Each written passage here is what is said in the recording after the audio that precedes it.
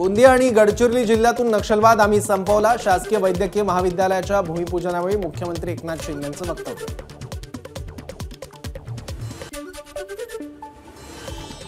अकोल्यात एका कार्यक्रमाच्या उद्घाटनासाठी आलेल्या पालकमंत्री विखे पाटील यांना उद्घाटन न करताच परतावं लागलं।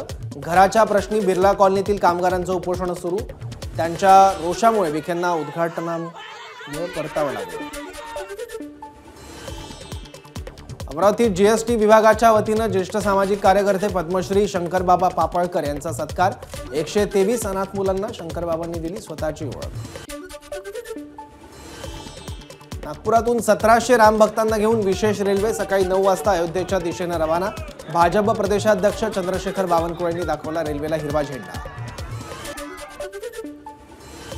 नागपुरात हत्येची मालिका सुरूच। फेब्रुवारी महिन्यात आतापर्यंत 7 जणांची हत्या। उपराजधानीतील कायदा आणि सुव्यवस्थेचा प्रश्न ऐरणीवर।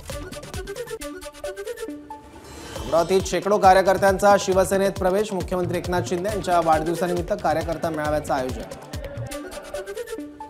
वर्ध्यात बांधकाम कामगारांना किचन सेटचं वाटप। पारदर्शक व्यवहारासाठी थेट कामगारांच्या खात्यावर लाभ देण्याचे निर्देश असताना डीबीटी तत्वाला बाजूला सारलं जात असल्याचा आरोप।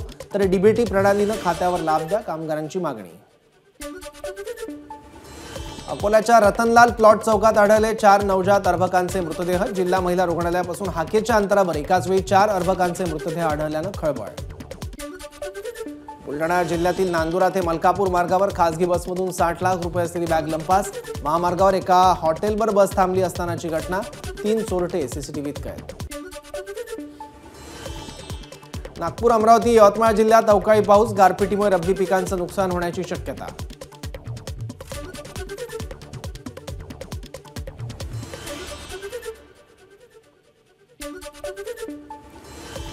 वर्ध्याच्या देवळी तालुक्यातील 25 तालुक्यांमध्ये अवकाळी पावसाचा कहर। गारपिटीचा तडाखा, पिकांचं मोठं नुकसान।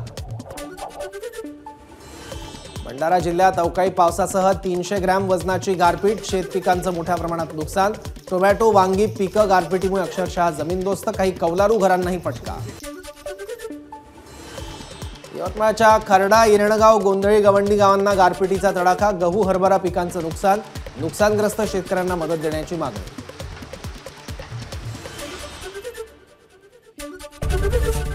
एबीपी माझा, उघडा डोळे बघा नीट।